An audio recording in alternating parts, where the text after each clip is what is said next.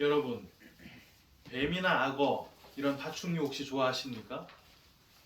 개나 고양이처럼 많은 사람들이 이런 파충류를 키우지는 않지만 이런 뱀이나 악어를 애완용으로 기르는 사람들이 종종 있긴 합니다. 물론 대형 악어를 기르는 사람은 거의 없겠지요. 하지만 그 중에는 몇 미터나 되는 대형 비단뱀을 키우는 사람들이 있습니다. 이런 사람들은 그 뱀의 먹이로 산쥐 같은 걸 던져주는데요. 그럼 그 뱀은 그 쥐를 씹지도 않고 그냥 통으로 삼켜버립니다. 삼켜진 쥐는 뱀의 몸속에서 일단 질식을 하게 되고 점점 소화액에 녹으면서 뱀의 영양분이 된다고 하지요. 그런데 미국에서 배가 터져 죽은 뱀이 발견된 적이 있었는데요. 10여 년 전 플로리다의 어느 국립공원에서 길이가 6m나 되는 초대형 미얀마 비단뱀이 길이가 거의 2m에 달하는 큰 악어를 집어삼켰다가 악어의 발톱에 배가 찢겨서 터져버린 것이었죠. 애완용으로 기르던 대형 뱀을 몰래 버리는 일들이 적지 않은데 그 바람에 플로리다에는 아시아나 어떤 오지 같은 데 있어야 할 큰 초대형 비단뱀 개체수가 막 늘어나면서 먹이가 부족해진 이런 뱀들이 악어까지 공격을 했던 것이라고 합니다. 악어는 뱀의 몸속에서 질식해 죽은 상태였고 뱀은 배가 터져서 죽은 상태였다고 해요. 지난 시간 우리는 12해 동안 혈루증을 앓다가 주님의 옷가를 만져서 나음을 입었던 한 여인의 이야기를 함께 나눴습니다. 그 이야기는 단순히 안수를 받거나 치유의 선포를 받거나 하지 않는다 하더라도 주님의 옷자락만 잡으면 분명히 나을 것이다 라고 믿었던 믿음이 탁월했다 라거나 부정한 자신의 처지를 무릅쓰고 주님께 나온 그 믿음이 그녀의 병을 낫게 한 죽음을 각오한 믿음이었다라는 식의 내용이 아니었지요. 세상의 힘, 세상의 인간관계, 세상의 명성이나 평판 이거 믿음의 눈으로 볼 때 다 뭐라 그랬습니까? 다 배설물이라 그랬잖아요. 이런 배설물, 쓰레기에 불과한 그 세상의 힘들을 세상과 다를 바 없이 비축하고 쌓으면서 살아가고 있는 그리스도의 신부가 되었어야 할 택하심을 입은 자들을 진짜 신부로 빚어내시기 위해 신부가 어떤 존재인데요? 다른 거 말고 오직 신랑 예수만 붙드는 자라 그랬잖아요. 그런 존재로 만들어내시기 위해 온통 쌓아놓은 그 쓰레기, 그 배설물들을 하나하나 제거해 나가시는 이야기였습니다.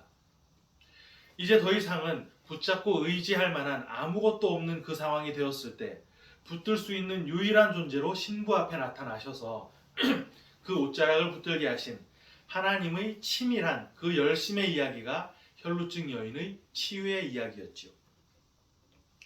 오늘 우리는 지난주와 동일한 구절을 읽었습니다. 바로 회당장 야이로와 그 죽은 딸에 대한 내용인데 원래는 혈루증 여인 이야기와 야이로의 이야기를 한 번에 다 진행하려고 했어요. 하지만 그 길이가 너무 길어져서 2주에 걸쳐 설교하게 된 것입니다.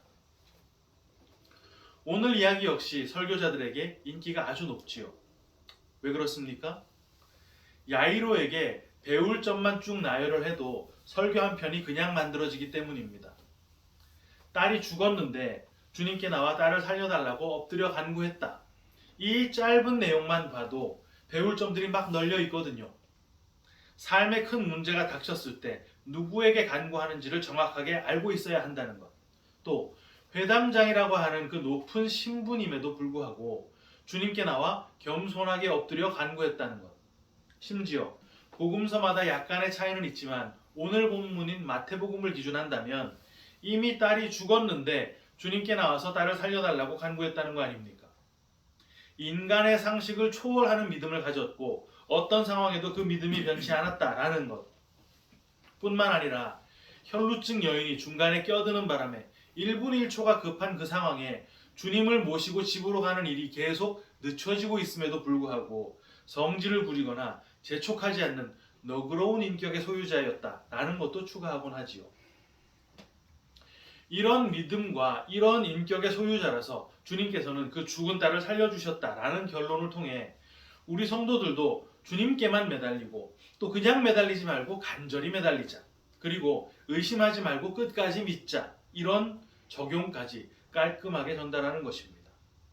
하지만 오늘 본문은 그런 내용일 수가 없는 게 야이로의 이야기와 혈루증 여인의 이야기는 ABA 형식이라 그랬지요. 동일한 주제를 담고 있는 두 이야기를 이렇게 배치해서 서로의 내용과 주제를 더 강조하고 더 뚜렷하게 드러나도록 하려는 구조다라고 했습니다. 여러분, 간절함이라고 하는 게 정말 하나님의 뜻을 꺾을 수 있습니까? 다윗이 밧세바와 간통해서 생긴 그 아들이 죽게 되었을 때 식음을 전폐하고 간절하게 기도했지요. 그렇게 기도했더니 그 아들이 살았습니까? 아니잖아요. 간절한 기도는 우리 마음에 담긴 내 바램을 쏟아내서 완전하게 비워내는 역할을 하는 것입니다. 그리고 그 빈 마음에 하나님의 뜻을 담는 것을 기도라고 한다 그랬지요. 내 뜻을 어떻게든 관철시키는 게 기도가 아니라는 말입니다. 또 야이로가 주님을 정말 완전히 믿었기 때문에 죽은 자라도 살려내실 것이다 라고 확신을 했고 의심하지 않았다라는 것도 억지입니다. 병행구절이 있는 누가복음 8장 56절 57절을 보면요, 이런 기록이 있습니다. 그 영이 돌아와 아이가 곧 일어나거늘 예수께서 먹을 것을 주라 명하시니 그 부모가 놀라는지라.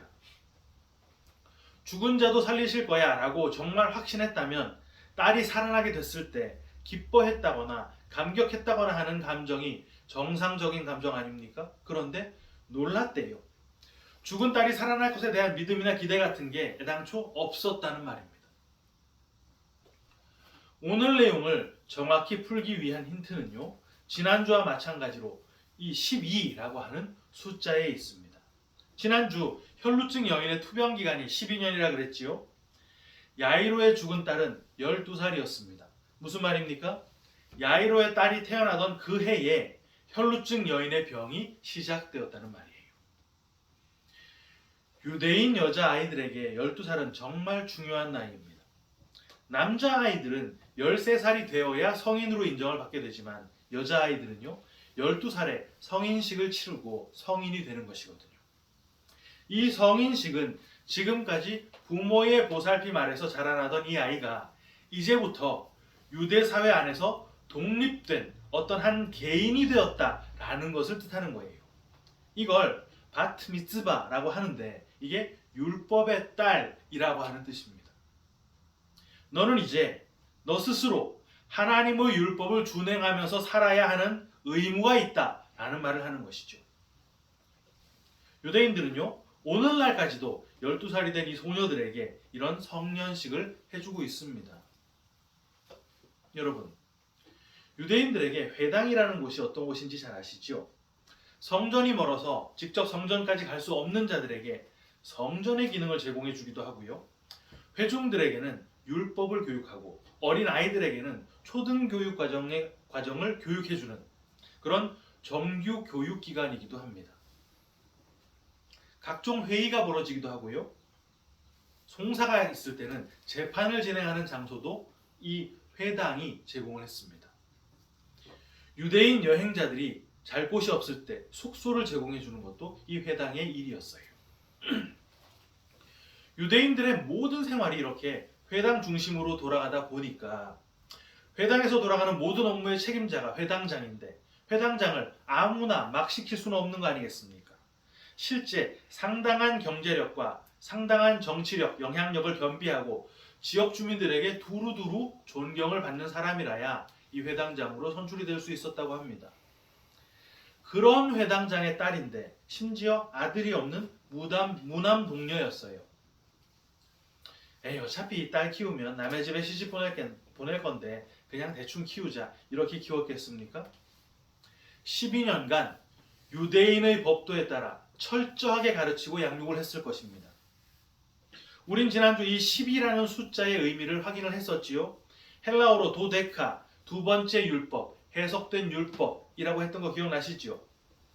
율법의 참 뜻은 하나님의 사랑이었는데 그걸 이해하지 못한 자들, 그래서 율법을 꼭 지켜서 행동으로 꺼내놓아야 하는 짐으로 받아들여서 그 짐을 힘겹게 어렵게 지고 가는 자들에게 이 12년이라고 하는 도데카라고 하는 그 기간은 율법의 진의 참뜻이 해석이 되어서 하나님의 사랑을 깨달아 받고 그 안식을 누리게 되는 것, 그것을 완성해내는 기간이라 그랬습니다. 그런데 이 12년이라는 시간적 배경이 들어와 있는 이 두 사람, 야이로의 딸과 혈루증 여인을 한번 보세요. 그 12년이라고 하는 그 기간이 완료되었을 때 그 안식도 완성이 되어 있었습니까? 아니지요. 오히려 안식과는 정반대의 상황에 처해 있게 되었습니다. 지난주에 나눴던 혈루증 여인은 상당한 재력을 가지고 시작했던 그 지난 12년의 기간 동안 모든 것을 다 잃어버리고 아무런 희망이 없는 인생의 구렁텅이에 빠진 상태가 되었고, 야이로의 딸은 그 지난 12년간 갖은 보살핌과 모든 혜택 속에서 자라서 이제 독립된 성인이 되는 인생의 정말 꽃이 피는 시기에 도달을 했는데 그 실상이 죽음이었다는 것이죠. 태어나 정말 꽃길만 걸어온 지난 12년 인생, 야이로 딸의 인생이나 가진 것을 다 잃고 고통 속에서 완전히 망해버린 그 혈루증 여인의 12년 동안의 인생이나, 얼핏 보기엔 둘은 너무나 상반된 삶을 살아온 것처럼 보이지만 그 12년, 그 도데카의 시간이 끝난 시점에 똑같이 도달했던 곳이 어디였단 말입니까? 안식이라고는 찾아볼 수 없는 곳, 죽음이 있는 곳이었단 말입니다. 이걸 야이로의 입장에서 풀어보면 이렇게 되겠지요. 12년 전 야이로에게는 딸이 생겼는데요. 그 생명, 새 딸이 생긴 그 새 생명을 금이야 오기야 길렀습니다. 그 새 생명을 길러낸 도구, 그 교육의 도구, 양육의 도구 뭐였겠습니까? 회당장인데 당연히 율법이었겠지요. 유대 사회의 재정, 제의, 행정, 정치 이런 모든 것이 다 회당 중심으로 돌아가고, 그 회당은 율법을 가르치고 율법을 배우는 곳이라 그랬지 않습니까? 그렇게 자신의 그 새 생명이, 자신의 그 딸이 안식을 향해 갈 수 있도록 양육을 한답시고 제공해 줬던 것이 율법이었는데, 그 율법을 먹고 지난 그 12년의 기간 동안 자라왔던 그 딸, 자기의 그 새 생명이 이제 드디어 다 자라서 성년이 되어야 할 그때, 다시 말해 완성이 되어야 할 그때 완성은 고사하고 죽어버렸단 말입니다. 아니, 그렇게 사랑과 정성을 다해서 키웠는데 왜 죽습니까? 죽을 수밖에요. 사랑과 정성을 다해 율법 안에 가둬놓았으니까. 마치 거대한 비단뱀에게 음식으로 삼켜진 악어처럼 이제 그 딸이 야이로라고 하는 율법 안에 갇혀서 율법의 먹이가 되고 말았다는 말입니다. 하지만 야이로는 자기가 삼켜버린 그 자신의 딸을 소화해내지를 못하네요. 이제 그 바람에 야이로도 죽게 되었습니다. 마치 악어를 집어삼키고 소화해내지 못해 죽게 된 그 비단뱀처럼 율법으로 양육받은 딸은 율법에 먹혀 죽고, 그 율법으로 딸을 길러내던 야이로가 집어삼킨 그 딸 때문에 야이로는 이제 죽음에 이르게 된 것이죠. 하지만 야이로는요, 그렇게 죽어서는 안 됩니다. 왜? 이대로 끝나면 택하심을 입은 야이로가 버림을 받게 되는 것일 테니까. 야이로라고 하는 이름의 뜻이 그가 살리신다, 주가 밝혀주신다 라는 뜻인데, 율법의 그 진짜 뜻을 모른 채 야이로가 이렇게 죽도록 내버려두면 안 되는 거 아닙니까? 주님은 그래서 어떻게 하셨나요? 야이로의 딸을 야이로에게서 끄집어내 버렸습니다. 그게 바로 야이로의 딸의 죽음이었다는 거예요. 야이로의 인생에서 야이로의 딸을 뽑아내 버리신 것이죠. 딸이 죽지 않았다면 야이로는 그 딸을 계속 삼킨 상태로 있었을 거 아니겠어요? 그럼 결국 어떻게 됩니까? 야이로의 딸은 야이로에게 완전히 소화가 되어서 율법과 함께 지옥으로 떨어졌겠지요. 주님이 그 딸을 그런데 어떻게 끄집어내십니까? 손을 잡아 일으키셨어요. 손을 잡는다는 것은 접촉, 연합을 뜻하는 것이죠. 잘 알고 계실 것입니다. 이미 율법에 집어삼켜져서 부정한 시체가 되어버린 그 시체의 손을 붙잡아 시체와 연합이 되신 예수가 그 부정함을 다 품어 안으시고 율법을 완성해서 죽는 방법으로 야이로의 새 생명의 자리로 치고 들어오셨다는 말입니다. 이때 주님께서 하신 말씀이 병행구절을 찾아보면 달리다굼이라고 설명이 되어 있는데요. 잘 아시는 대로 이 달리다굼은 소녀야 일어나라 라는 뜻입니다.